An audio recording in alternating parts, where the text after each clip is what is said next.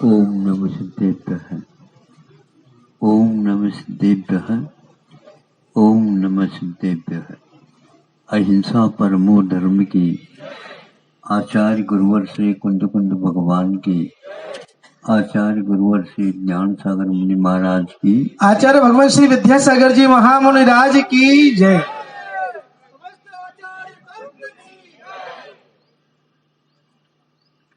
यद्यपि आपको अवगत होगा, सुना होगा, पढ़ा होगा, फिर भी प्रासंगिक समझ करके ये कहना चाहता हूँ, आप जो मंदिर बनाने जा रहे हैं या जहाँ कहीं भी मंदिर बने हैं और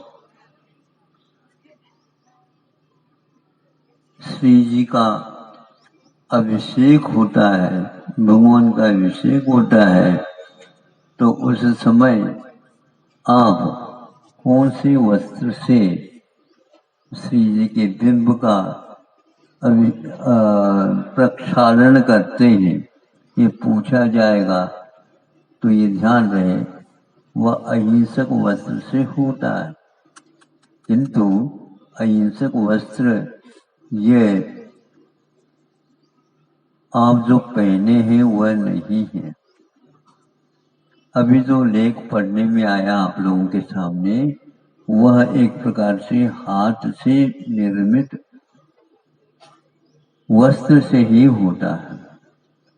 यह तो बिंब के लिए अथवा श्री के प्रक्षालन के लिए अनिवार्य हो गया, जो आपकी दुकानों में उपलब्ध नहीं है। इसीलिए यह वस्त्र प्राचीन काल से, जब से अभिषेक पाठ मिलता आया तब से आया, ये निश्चित होता है। आप लोग शास्त्र यहाँ पर रख रहे हैं, इस शास्त्र को, ये ऊपर के आवरण को अछार बोलते हैं। इसके भीतर शास्त्र जनवाणी को रखी जाती है। यह भी आज के जो हिंसक वस्त्र के माध्यम से ही रख रहे हैं, इसलिए आप लोगों को सोचना और विचार करना चाहिए। जनवाणी के लिए कितने आदर पूर्वक आप अपनी तरफ से राशि घोषित करके और हमारे सामने ला करके रखा, तो उसके भीतर जो जनवाणी है उसकी पवित्रता कितनी होगी। आपके मन में वह भाव, पवित्र भाव उठ रहा है। लेकिन वस्त्र आज हथकरघा का न रह करके कहाँ से आए पता नहीं, और किसी किन वस्तुओं के माध्यम से उसका निर्माण हुआ है ये पता नहीं।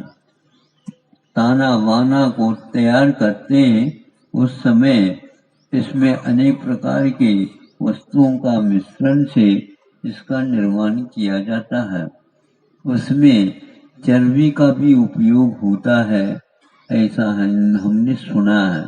और यह सुना नहीं है, किंतु अच्छे व्यक्ति, प्रतिष्ठित व्यक्ति के माध्यम से सुना है। जिसे मालूम नहीं था, अपने ही उनके एक फैक्ट्री या मशीन चलती थी, उसके माध्यम से वह सूट तैयार होता था। उन्हें मालूम नहीं था, वो गर्व था कि मैं अहिंसक वस्त्र बनाने के लिए सूट भेज दे रहा हूँ। मैंने कहा यह गलत है धारणा आपकी, किंतु इसमें भी वह उसका उपयोग होता है। किसने कहा? तो जब ये बता दिया गया तो तब उसे ज्ञात हुआ कि हमारे यहाँ भी इसके बिना नहीं होता। उसी दिन उन्होंने कहा, संकल्प लिया कि मैं इस प्रकार के मिश्रण से वस्त्र का निर्माण नहीं करूंगा। मैं नहीं, अच्छा ये हो गया। फिर इसके उपरांत कि आप पानी छान करके पीते हैं, तो पानी कौन से छान करके पीते हैं? कुएं का और मौली का तालाब का भी हो सकता है अथवा बहने वाली नदी का भी हो सकता है। हम सीधा ही पीते नहीं, उसको छानते हैं। सुन रहे हैं आप लोग? इसलिए पूछ रहा हूँ। 3 तो बता दिए, चौथा बता रहा हूँ, 5वां और बताऊंगा। इसको आप लोग याद रखेंगे। जब उस पानी को पीते हैं तो पानी छान करके पीते हैं। फ्रिज के ऊपर भी धारा डालते हैं तो उसमें भी यही रीत रहती है, पानी छान करके। किंतु विदेशी वस्त्रों से पानी छानने में नहीं आता है। इसके आगे के उदाहरण से और स्पष्ट हो जाएगा। इसलिए नहीं होता कि जैसे छानने के लिए वो छन्ना चाहिए, वह विदेशी वस्त्र में यह योग्यता नहीं रहती है। अब क्यों नहीं रहती है तो आगे बताया जा रहा है कि आप लोग चिकित्सालयों में जाते हैं और वहां पर मरहम पट्टी बनाया जाता है, तो उस मरहम पट्टी बनाने के लिए मरहम तो लगाया, किंतु पट्टी जो ऊपर का लगाया वह विदेशी वस्त्र का नहीं होता, किंतु शुद्ध खादी का ही होता है। समझ में आ गया? हाँ, क्योंकि आपके पास जो पहना हुआ वस्त्र है उसमें से हवा वायु आर पार नहीं होती। नहीं होने के कारण वह पट्टी मरहम पट्टी के योग्य नहीं बनती और आपके ही वह वस्त्र पहने हुए रहते हैं। इसीलिए आपके चर्मरोग में बहुत जल्दी विकास हो जाता है। इसीलिए भारत से यह वस्त्र सूती और वहां तक पहुंच जाता है, तो मांग इसकी होती है। इसलिए और अंत में आप रवाना होते हैं, नहीं समझे? थोड़ी सी याद करो।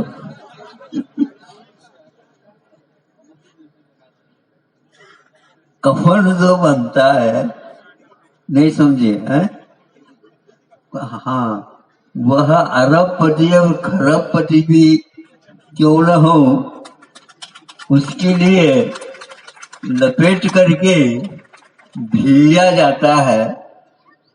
लाल रंग का रहता है, किंतु वह सूती ही रहता है। मरहम पट्टी बनाने के लिए, पानी छानने के लिए और आप रवाना होते हैं तो उसके लिए भी सूती ही है। यह प्रचलन अवश्य है, क्योंकि आप समझे जो व्यवहार होता है वह व्यवहार निश्चय नहीं होता, किंतु व्यवहार तो सबके लिए अनिवार्य होता है। जो निश्चय के लिए कारण हुआ करता है, इन सब बातों को लेकर के सोचने से कि श्रमण और वैदिक परंपरा से जब से ये चालू है तब से यह वस्त्र का अनिवार्य होता है।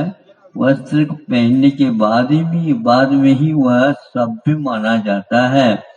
नहीं है तो नाबालिग के रूप में वह रहता है। फिर शुरुआत में नहीं तो पागल होता है तो उसके लिए वस्त्र कभी फटा हुआ भी रहता है, कभी ढका हुआ भी रहता है, कभी और किसी प्रकार से ऐसी स्थिति होती है।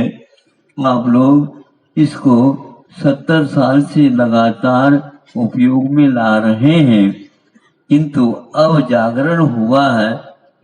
वस्तुतः यह हमारे देश में विदेश के लिए भी वस्त्र का निर्माण करके और निर्यात किया जाता था। आज भी वे देश भारत की ओर देखते हैं कि हमें उस समय जो वस्त्र मिलता था पहले, वह वस्त्र अब और मिल जाए भारत से, लेकिन भारत स्वयं विदेशी के ऊपर आधारित हो गया है, उसे याद नहीं है। जितने भी वस्त्र हैं वो सारे के सारे आरोग्य को समाप्त करने वाले हैं।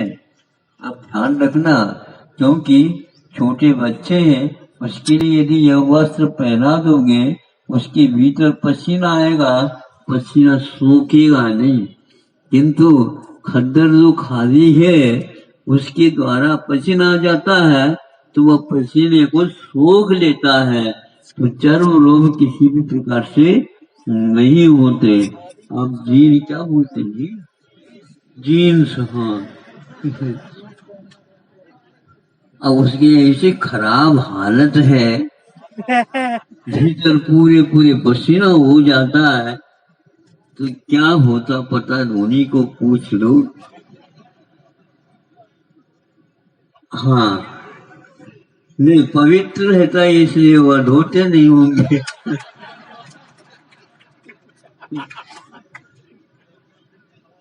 हाँ,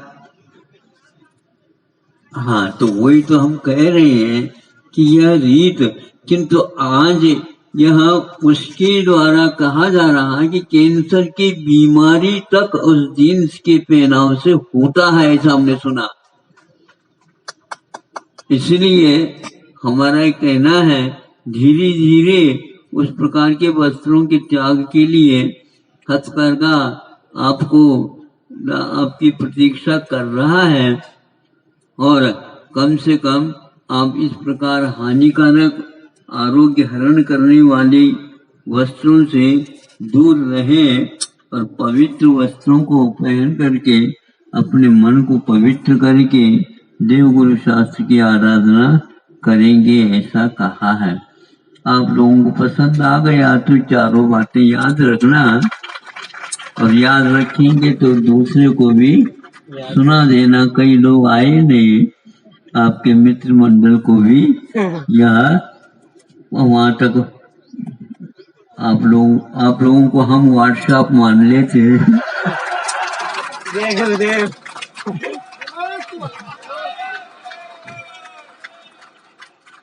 आप लोग व्हाट्सएप का काम करेंगे, वैसे हम व्हाट्सएप को याद भी नहीं करते, लेकिन आप लोगों के कारण याद हो गया है। अहिंसा परमो धर्म। आचार्य भगवान श्री विद्यासागर जी